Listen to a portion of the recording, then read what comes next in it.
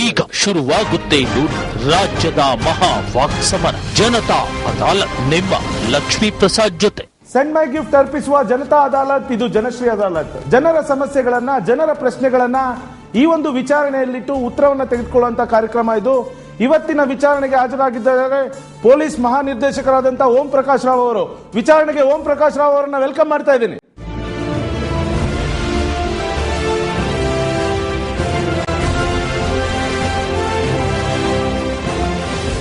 S, Karnataka police ಇಲಾಖೆ ಮುಖ್ಯಸ್ಥರಾದಂತಹ ಓಂ ಪ್ರಕಾಶ್ ರಾವ್ ಅವರು ನಮ್ಮ ಜೊತೆ ಇದ್ದಾರೆ, ಡಿಜಿಪಿ. ಅವರ ವಿಚಾರಣೆಯನ್ನ ನಾನು ಇವತ್ತು ಮಾಡ್ತಾ ಇದ್ದೀನಿ. ಸಾಕಷ್ಟು ಪೊಲೀಸ್ ಇಲಾಖೆಯನ್ನ ಸಮಸ್ಯೆಗಳು, ಅದರ ಜೊತೆಗೆ ಸಾರ್ವಜನಿಕರು ಪೊಲೀಸರಿಂದ ಏನೆಲ್ಲ ನಿರೀಕ್ಷೆಗಳನ್ನು ಇಟ್ಕೊಂಡಿದ್ದಾರೆ, ಅದರ ಜೊತೆಗೆ ಸಾಕಷ್ಟು ಅವ್ರ ಬಗ್ಗೆ ತಿಳ್ಕೊಳ್ಳುವಂತ ಒಂದು ವಿಚಾರಣೆ ಇದಾಗಲಿದೆ. ಎಸ್, ಇವತ್ತಿನ ವಿಚಾರಣೆಗೆ ಹಿರಿಯ ವಕೀಲರಾದಂತಹ MT ನಾಣಯ್ಯ ಅವರು ನ್ಯಾಯಾಧೀಶರಾಗಿ ನಾನು ವೆಲ್ಕಮ್ ಮಾಡ್ತಾ ಇದ್ದೀನಿ. Let's welcome.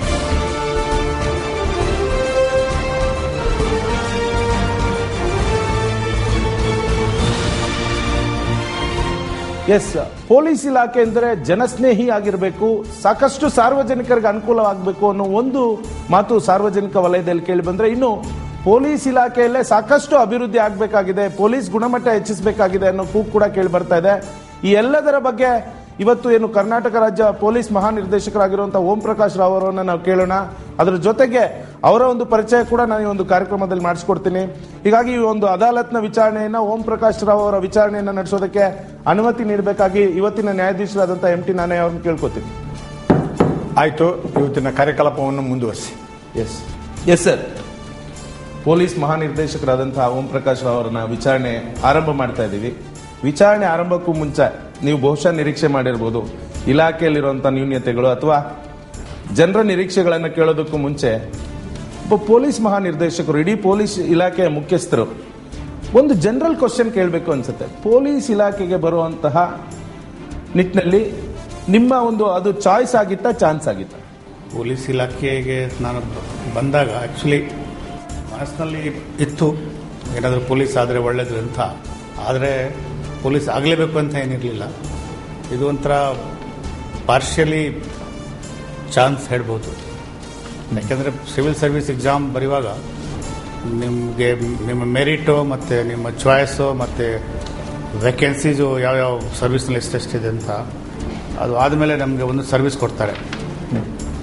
ನಮ್ಮ ಲಕ್ ಆಗ್ಬೋದು ಅಥವಾ ಬ್ಯಾಡ್ ಲಕ್ ಆಗ್ಬೋದು, ಒಂದು ಸರ್ವಿಸ್ ಸಿಗ್ತದೆ. ನನಗೆ ಖುಷಿ ಇತ್ತು, ನನಗೆ ಪೊಲೀಸ್ ಸಿಕ್ತು, IPS ಸಿಕ್ತು ಅಂತ. ಓಕೆ, ಸೊ ಪೊಲೀಸ್ IPS ಆಗಲಿಲ್ಲ ಅಂದರೆ IAS ಕೂಡ ನಿಮ್ಮ ನಿರೀಕ್ಷೆಯಲ್ಲಿತ್ತು? ಅಲ್ಲ, 27 ಸರ್ವಿಸ್ಗಳು ಇರ್ತದೆ, ಆವಾಗಿತ್ತು. ಈಗ ಸ್ವಲ್ಪ ಹೆಚ್ಚು ಕಡಿಮೆ ಜಾಸ್ತಿ ಆಗಿರ್ಬೋದು.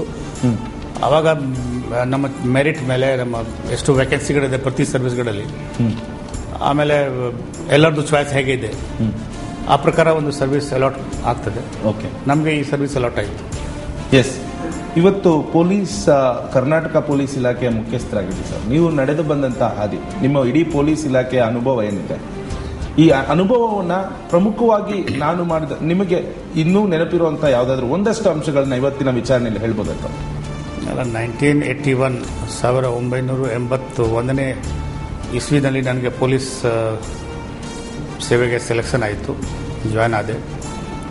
ಅಲ್ಲಿಂದ ಎಲ್ಲಿ ತನಕ ನಮ್ಮ ಇಲಾಖೆಯಲ್ಲಿ ನಮ್ಮದು ಜರ್ನಿ ನಾವು ನೋಡಿದರೆ, ಬ್ಯಾಕ್ ಸೈಡ್ ನೋಡಿಕೊಂಡು ಬೇರೆ ಬೇರೆ ಹುದ್ದೆನಲ್ಲಿ, ಬೇರೆ ಬೇರೆ ಜಾಗನಲ್ಲಿ, ಕರ್ನಾಟಕದ ಬೇರೆ ಬೇರೆ ಭಾಗಗಳಲ್ಲಿ ನಾನು ಕೆಲಸ ಮಾಡಿದ್ದೀನಿ. 3 ಜಿಲ್ಲೆನಲ್ಲಿ SP ಆಗಿ ಕೆಲಸ ಮಾಡಿದ್ದೆ, ಆಮೇಲೆ DIG ಆಗಿ ಕೆಲಸ ಮಾಡಿದೆ, ಆಮೇಲೆ ಬೆಂಗಳೂರಿನಲ್ಲಿ ಕೆಲವು ಸ್ಪೆಷಲ್ ಪೋಸ್ಟ್ಗಳಲ್ಲಿ ಕೆಲಸ ಮಾಡಿದೆ, ಮತ್ತೆ IG ಆಗಿ ಬೆಳಗಾವಿಗೆ ಹೋದೆ. ಆದಮೇಲೆ ಇಲಾಖೆ ಬಿಟ್ಟು ಟ್ರಾನ್ಸ್ಪೋರ್ಟ್ ಕಮಿಷನರ್ ಆಗಿ 2 ವರ್ಷ ಕೆಲಸ ಮಾಡಿದೆ. ಆಮೇಲೆ ಪೊಲೀಸ್ ಕರ್ನಾಟಕ ಪೊಲೀಸ್ ಅಕಾಡೆಮಿ ಮೈಸೂರಿನಲ್ಲಿ ಡೈರೆಕ್ಟರ್ ಆಗಿ ಕೆಲಸ ಮಾಡಿದೆ. ಆಮೇಲೆ ಪ್ರಮೋಷನ್ ಆಗಿ ADG ಮತ್ತು DG ಆಗಿ ಕೆಲಸ ಮಾಡಿದೆ. ಇದರಲ್ಲಿ ಒಂದು ಯಾವುದು ಯೋಚನೆ ಮಾಡಿದ್ರೆ ಯಾವುದೋ ಒಂದು ಸಂದರ್ಭ ಅಂತ, ಯಾಕೆಂದ್ರೆ ಎಲ್ಲ ಪೊಲೀಸ್ ಆಫೀಸರ್ಸ್ಗೂ ಒಂದು ಟಾಸ್ಕ್, ಒಂದು ಟಫ್ ಟಾಸ್ಕ್ ಅಂತ ಇರುತ್ತೆ, ಟಫ್ ಟೈಮ್ ಅಂತ ಫೇಸ್ ಮಾಡಿರ್ತೀರಿ, ಚಾಲೆಂಜಿಂಗ್ ಟೈಮ್ ಫೇಸ್ ಮಾಡಿರ್ತೀರಿ. ಬಿಕಾಸ್ ಈಗ ಒಂದು ಇಡೀ ಪೊಲೀಸ್ ಇಲಾಖೆಗೆ ಒಂದು ಮಾಡೆಲ್ ಅಂತ ಇರೋದು ನೀವು ಮುಖ್ಯಸ್ಥರಾಗಿದ್ದೀರಿ. ಸೊ ನೀವು ಟಫ್ ಆಗಿ ಒಂದು ಚಾಲೆಂಜಿಂಗ್ ಜಾಬ್ ಅಂತ ಫೇಸ್ ಮಾಡಿರೋದು ನಿಮ್ಮ ಸರ್ವಿಸ್ ಅಲ್ಲಿ ಯಾವುದು? ನಾನು ಶಿವಮೊಗ್ಗ SP 1990 93 ಇದರಲ್ಲಿದ್ದೆ. ಆವಾಗ ಇದೊಂದು ಬಾಬ್ರಿ ಮಸೀದಿ ಪ್ರಾಬ್ಲಮ್ಗಳು ಶುರುವಾಯಿತು ಅಲ್ಲಿ. ಆವಾಗ ನಮಗೆ ಕೆಲಸ ಏನೇನು ನಾವು ಮಾಡಿದೆ, ಯಾವ್ಯಾವ ರೀತಿಯಲ್ಲಿ ಮಾಡಿದೆ, ಯಾವ್ಯಾವ ಪ್ಲಾನಿಂಗು, ಸ್ಟ್ರಾಟಜಿಯೋ ಅಥವಾ ಲೀಡರ್ಶಿಪ್ಪು, ಅದೆಲ್ಲ ಅದು ತುಂಬ ಟಫ್ ಇತ್ತು. ಅದರಲ್ಲಿ ನಮಗೆ ತುಂಬ ಸಕ್ಸಸ್ ಕೂಡ ಆಯಿತು. ನಮಗೆ ಭಾಳ ಸ್ಯಾಟಿಸ್ಫ್ಯಾಕ್ಷನ್ ಆಯಿತು. ಯಾವುದೋ ಅಹಿತಕರ ಘಟನೆ ಆಗಲಿಲ್ಲ. ನಮ್ಮ ಕಮ್ಯುನಲಿ ಸೆನ್ಸಿಟಿವ್ ಜಿಲ್ಲೆ ಶಿವಮೊಗ್ಗ ಅಂತ ಹೇಳ್ತೀವಿ ನಾವು. ಅದೇ ಸುಮಾರು ಜಿಲ್ಲೆಗಳಲ್ಲಿ, ಅಕ್ಕಪಕ್ಕದ ಎಲ್ಲ ಜಿಲ್ಲೆಗಳಲ್ಲಿ ಬೆಂಕಿ ಇರ್ತಾ ಇತ್ತು. ಇಲ್ಲಿ ನಮ್ಮ ಜಿಲ್ಲೆನಲ್ಲಿ ಭಾಳ ಶಾಂತ. ಅದು ಒಂದು, ಅಲ್ಲಿ ಗಲಾಟೆ ಆಗಲಿಲ್ಲ. ಇನ್ನೊಂದು ಕಾರಣ, ನೀವು ಇರೋದಕ್ಕಾಗಲಿಲ್ಲ. ಹೇಗೆ sir? What is the exact reason? ಅಲ್ಲ, ನಾನು ಹೇಳಲಿಕ್ಕಾಗಲ್ಲ. ನಾನೇ ಇದ್ದೆ ಅದಕ್ಕೋಸ್ಕರ ಆಗಿಲ್ಲ ಅಂತ ಹೇಳಲಿಕ್ಕಾಗಲ್ಲ. ಬಟ್ ನಾವು ನಮ್ಮ ಕೆಲಸ ಮಾಡಿದ್ದೀವಿ, ಸಿನ್ಸಿಯರ್ ಆಗಿ ಮಾಡಿದ್ದೀವಿ. ಅದು ಒಂದು. ಎರಡನೇ, ಅದಕ್ಕಿಂತ ಇಂಪಾರ್ಟೆಂಟ್, ನನಗೆ ಉತ್ತರ ಕನ್ನಡ ಜಿಲ್ಲೆ SP ಆಗಿ ನನಗೆ ಪೋಸ್ಟಿಂಗ್ ಮಾಡಿದರು. ಶಿವಮೊಗ್ಗನಿಂದ ಟ್ರಾನ್ಸ್ಫರ್ ಆದಮೇಲೆ ಸ್ವಲ್ಪ ಕೆಲವು ತಿಂಗಳು ಬೆಂಗಳೂರಿನಲ್ಲಿ ಹೋಮ್ ಗಾರ್ಡ್ಸ್ನಲ್ಲಿ ಕೆಲಸ ಮಾಡಿದೆ. ಅದಾದಮೇಲೆ ನಮಗೆ ಸಡನ್ನಾಗಿ ಉತ್ತರ ಕನ್ನಡ ಜಿಲ್ಲೆ SP ಆಗಿ ಪೋಸ್ಟಿಂಗ್ ಆಯಿತು. ನಾನು ನಿರೀಕ್ಷಣೆ ಮಾಡಿರಲಿಲ್ಲ. ಆವಾಗ ನಾನು ಡೆಲ್ಲಿನಲ್ಲಿ ಯಾವುದೊಂದು ಕಾನ್ಫರೆನ್ಸ್ಗೆ ಹೋಗಿದ್ದೆ. ನನಗೆ ಇದು ಬಂತು, ತಕ್ಷಣ ವಾಪಸ್ ಬಂದುಬಿಡಿ ಅಂತ. ಕೆಲವು ಕಾನೂನು ಸುವ್ಯವಸ್ಥೆ ಅಡಚಣೆ ಆಗಿದೆ, ಅದು ಬಹುಶಃ ನಿಮಗೆ ಟ್ರಾನ್ಸ್ಫರ್ ಆಗ್ಬೋದು ಅಂತ ನಮ್ಮ ಸೀನಿಯರ್ ಒಬ್ಬರು ನನಗೆ ಹೇಳಿದರು. ಬಂದ ತಕ್ಷಣ ನಮಗೆ ಒಂದು ಆರ್ಡರ್ ಕಾಪಿ ಬಂತು, ಗೋ ಟು ಭಟ್ಕಲ್ ಅಂತ. ಸೊ ಅದು ನನಗೆ ಜ್ಞಾಪನೆ ಬರ್ತಾಯಿದೆ. ಸೆಪ್ಟೆಂಬರ್ ತಿಂಗಳು 12ನೇ ತಾರೀಕು ಬಹುಶಃ ಆಗಿರ್ಬೋದು, 12-13 ತಾರೀಕು. ಅಲ್ಲಿ ತನಕ ಭಟ್ಕಲ್ನಲ್ಲಿ ಒಂದು 6 ತಿಂಗಳಿಂದ ಒಂದು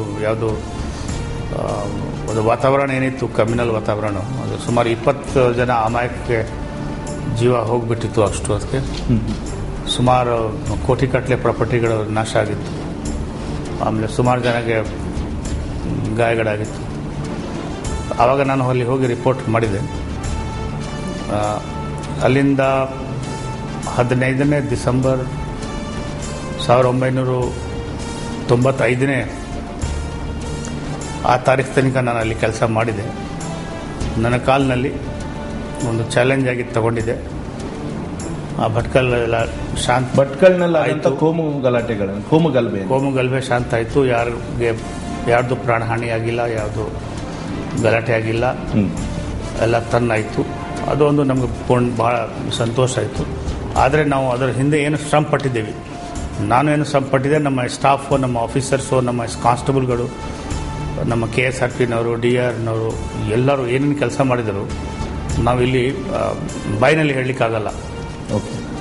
ಇಷ್ಟು ಟಫ್ ಕೆಲಸ ಅವರೆಲ್ಲ ಮಾಡಿದರು. ಅಲ್ಲಿ ವಾತಾವರಣ ಕೂಡ ಎಷ್ಟು ಟಫ್ ಇತ್ತು. ಅವ್ರದ್ದು ಬೇಸಿಕ್ ಅಮ್ಯುನಿಟೀಸ್ಗಳು ಏನಿರಲಿಲ್ಲ. ನಮ್ಮ ಕಾನ್ಸ್ಟೇಬಲ್ಗಳು ರೋಡ್ ಪಕ್ಕದಲ್ಲಿ ರೈಫಲ್ ಪಕ್ಕದಲ್ಲಿ ಇಟ್ಕೊಂಡು ಮಲಗ್ತಾ ಇದ್ರು. ಅವ್ರಿಗೆ ಏನು ವಾಷಿಂಗ್ ರೂಮ್ ಫೆಸಿಲಿಟಿ ಏನಿಲ್ಲ. ತುಂಬ ಕಷ್ಟ ಇತ್ತು ಅವಾಗ. ನಿಮ್ಮ ಇಡೀ ಪೊಲೀಸ್ ಇಲಾಖೆ ಸಮಸ್ಯೆಗಳ ಬಗ್ಗೆ ಕೂಡ ನಾವು ಮಾತಾಡ್ತೀವಿ. ನಿಮ್ಮ ಬಗ್ಗೆ ಒಂದು AV ಕೂಡ ಇದೆ, ಅದನ್ನು ಕೂಡ ನೋಡ್ತೀವಿ. ಅದಕ್ಕೂ ಮುಂಚೆ ಒಂದು ಪ್ರಶ್ನೆ. ಎಲ್ಲ ಮನೆಗಳಲ್ಲೂ ಪೊಲೀಸ್ಗೆ ಹೋಗ್ತೀವಿ ಅಥವಾ ಮಿಲಿಟರಿಗೆ ಮಗ ಜಾಯ್ನ್ ಆಗ್ತಾನೆ ಅಂದರೆ ಎಲ್ಲೋ ಒಂದು ಕಡೆ ಅಸಮಾಧಾನ ಇರುತ್ತೆ.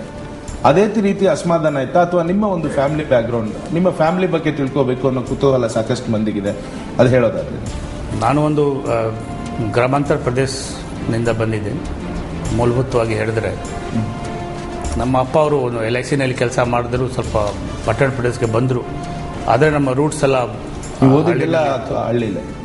ಅಲ್ಲ, ಸ್ಟಾರ್ಟಿಂಗ್ನಲ್ಲಿ ಹಳ್ಳಿನಲ್ಲಿ ಓದಿದೆ. ಆಮೇಲೆ ನನಗೆ ಒಂದು ಒಳ್ಳೆಯ ಸ್ಕೂಲ್ ಜಾಯ್ನ್ ಆಗಲಿಕ್ಕೆ ಒಂದು ಚಾನ್ಸ್ ಸಿಕ್ತು. 1968ನೇ ಇಸ್ವಿನಲ್ಲಿ ಒಂದು ಕಾಂಪಿಟೇಷನ್ ಮುಖಾಂತರ ನಮ್ಮ ಬಿಹಾರ ರಾಜ್ಯದಲ್ಲಿ ಒಂದು ಗೌರ್ಮೆಂಟ್ ಸ್ಕೂಲ್ ಇತ್ತು, ಇನ್ನೂ ಇದೆ, ಅದು ನೇತರಹಾಟ್ ಸ್ಕೂಲ್ ಅಂತ ಹೇಳ್ತಾರೆ. ಅಲ್ಲಿಗೆ ಆವಾಗ 60 ಸೀಟ್ಗೋಸ್ಕರ 10,000 ಮಕ್ಕಳು ಕೂತಿದ್ರು ಅಡ್ಮಿಷನ್ ಟೆಸ್ಟ್. ನೀವು 10,000ನಲ್ಲಿ 60ನೇ ಗ್ರೂಪಲ್ಲಿ ನೀವು ಅಕಾಮಿಡೇಟೆಡ್ ಸೀಟ್ ತಗೊಳ್ಳೋದಕ್ಕೆ ಯಶಸ್ವಿ ಆಯಿತು 1968ನಲ್ಲಿ. ಆವಾಗ ರಿಟರ್ನ್ ಟೆಸ್ಟ್ ಇತ್ತು, ಇಂಟರ್ವ್ಯೂ ಇತ್ತು, ಮೆಡಿಕಲ್ ಟೆಸ್ಟ್ ಇತ್ತು, ಎಲ್ಲ ಪರ್ಸನಾಲಿಟಿ ಟೆಸ್ಟ್ ಎಲ್ಲ ಇತ್ತು. ಅಲ್ಲ, ಪ್ರೈಮರಿಗೆ ಸೇರಕ್ಕೆ ಮೆಡಿಕಲ್ ಟೆಸ್ಟ್ ಎಲ್ಲ ಯಾಕೆ ಸರ್? ಅದು ಸರ್ಕಾರದ ಒಂದು ಒಳ್ಳೆಯ ಸ್ಕೂಲ್, ಅದು ಒಂದು ಪ್ರೆಸ್ಟೀಜಿಯಸ್ ಸ್ಕೂಲ್ ಅಂತ ಹೇಳ್ಬೋದು. ಬಿಹಾರ ಸರ್ಕಾರ ಟೋಟಲಿ ಫಂಡೆಡ್ ಅಂತ. ಅದು ಒಂದು ಜಂಗಲಲ್ಲಿದೆ, ಪ್ಲೇಟೂನಲ್ಲಿ. ಒಂದು ರಾಂಚಿನಿಂದ ಒಂದು 150 ಕಿಲೋಮೀಟರ್ ದೂರ ಇದೆ. ಅದು ಟೋಟಲಿ ರೆಸಿಡೆನ್ಷಿಯಲು, ಮತ್ತು ಒಂಥರ ತುಂಬ ಸ್ಟ್ರಿಕ್ಟ್ ಡಿಸಿಪ್ಲಿನು ಮತ್ತು ರುಟೀನ್ಸು. ಸೈನಿಕ್ ಸ್ಕೂಲ್ನಲ್ಲಿ ಹೇಗೆ ಆಗ್ತದೆ ಅದಕ್ಕಿಂತ ಲಿಟಲ್ ಬೆಟರು. ಮೋಸ್ಟ್ಲಿ ಈ ಡಿಸಿಪ್ಲಿನ್ ಎಲ್ಲ ಅಲ್ಲೇ ಕಲ್ತಿದ್ದು ನೀವು ಅಂತ. ನಮ್ಮ ಸ್ಕೂಲ್ ರೂಟಿಂದ ಬಂತು. ಸ್ಕೂಲ್ನಿಂದ ನನಗೆ ಬಹಳ ಲಾಭ ಆಯಿತು. ನಮ್ಮ ಪರ್ಸನಾಲಿಟಿ ಆಗಲಿ, ನಮ್ಮ ಯೋಚನೆ ಶಕ್ತಿ ಆಗಲಿ, ನಮ್ಮದು ಫ್ಯೂಚರ್ ಕೆರಿಯರ್ ಬಗ್ಗೆ ಯೋಚನೆ ಆಗಲಿ, ನಮ್ಮ ಸ್ಟಡೀಸ್ದು ಸ್ಟೈಲ್ ಆಗಲಿ, ಅದೆಲ್ಲರ ಬಗ್ಗೆ ಬಹಳ ನಮಗೆ ಸ್ಕೂಲ್ನಿಂದ ಒಳ್ಳೆ ಒಂದು ಮಾರ್ಗದರ್ಶನ ಆಯಿತು. ಮತ್ತು then where you are shifted sir? ಅಲ್ಲಿಂದ ನಾನು ಇಂಟರ್ಮೀಡಿಯೇಟ್ ಆದಮೇಲೆ ಬನಾರಸ್ ಹಿಂದೂ ಯೂನಿವರ್ಸಿಟಿ ಅಲ್ಲಿ ನಾನು ಅಡ್ಮಿಷನ್. ನೀವೆಲ್ಲ ಎಲ್ಲ time rank student sir? Rank holder ನೀವು? ರ್ಯಾಂಕ್ ಅಂದರೆ ಸ್ಕೂಲ್ನಲ್ಲಿ ಅಷ್ಟು ಒಳ್ಳೆ ಆಗಲಿಲ್ಲ. SSLCನಲ್ಲಿ 50ನೇ ಪೊಸಿಷನ್ ಬಂತು ಸ್ಟೇಟ್ನಲ್ಲಿ. ಅದು ನನಗೆ ಸಮಾಧಾನ ಆಗಲಿ. ನಮ್ಮ ಟೀಚರ್ ಹೇಳ್ತಾ ಇದ್ರು ನಿಮಗೆ ಇನ್ನೂ ಜಾಸ್ತಿ ಬರಬೇಕಿತ್ತು. ಅದು ಯಾಕೆಂದರೆ ನಮ್ಮದೇ ಬ್ಯಾಚ್ನಲ್ಲಿ ಟಾಪರ್ ಎಲ್ಲ ಆದರು ನಮ್ಮ ಸ್ಕೂಲ್ನಿಂದ. ಆವಾಗ ಇಂಟರ್ಮೀಡಿಯೇಟ್ನಲ್ಲಿ ಸ್ವಲ್ಪ ಪ್ರಯತ್ನ ಮಾಡಿದ್ರೆ ಕೂಡ ಅಷ್ಟು ಚೆನ್ನಾಗಿ ಆಗಲಿಲ್ಲ. ಆದರೆ ಫಸ್ಟ್ ಕ್ಲಾಸ್ ಎಲ್ಲ ಒಂಚೂರು ಕೇಳಿದ್ರ ನಿಮ್ಮನ್ನ? ಯಾಕೆ? ಎಲ್ಲ ಫಸ್ಟ್ ಕ್ಲಾಸ್ ಇತ್ತು, ಬಟ್ ಫಸ್ಟ್ ಕ್ಲಾಸ್ ಸಾಕಾಗಲ್ಲ ಅಲ್ಲ. ಸೊ ಆವಾಗ ನಮಗೆ ಟಾಪ್ ಆಗಬೇಕಂತ ಇತ್ತು. ಅಲ್ಲಿ ಬಿಹಾರ್ನೇ ಟಾಪ್ ಆಗಬೇಕು, ಈ ಸ್ಟೇಟ್ನಲ್ಲಿ ಅಥವಾ ಆ ಥರ ರ್ಯಾಂಕ್ ಆಗಬೇಕು. ಎಲ್ಲರೂ ಆಗ್ತಾಯಿದ್ರು ನಮ್ಮ ಸ್ಕೂಲಲ್ಲಿ. ನಮ್ಮ 60 ಜನನಲ್ಲಿ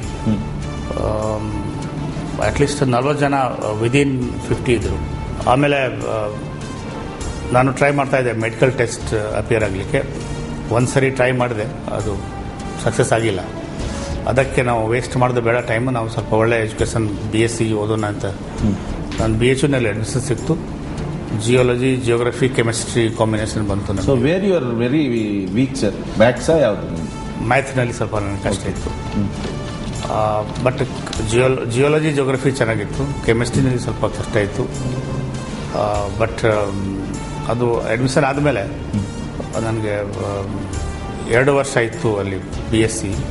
2 ವರ್ಷ ನಮಗೆ ರ್ಯಾಂಕ್ ಸಿಗ್ಲಿಕ್ಕೆ ಶುರು ಆಗ್ಬಿಡ್ತು.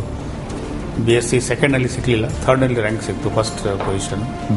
ಆಮೇಲೆ ಅಲ್ಲೇ ನಮಗೆ MScನಲ್ಲಿ ಅಡ್ಮಿಷನ್ ಆಯಿತು ಜಿಯಾಲಜಿನಲ್ಲಿ. ಜಿಯಾಲಜಿನಲ್ಲಿ ಕೂಡ ನಮಗೆ ಅಲ್ಲಿ ಫಸ್ಟ್ ಪೊಸಿಷನ್ ಸಿಕ್ತು MSc ಜಿಯಾಲಜಿ ಯೂನಿವರ್ಸಿಟಿನಲ್ಲಿ. ಓಕೆ.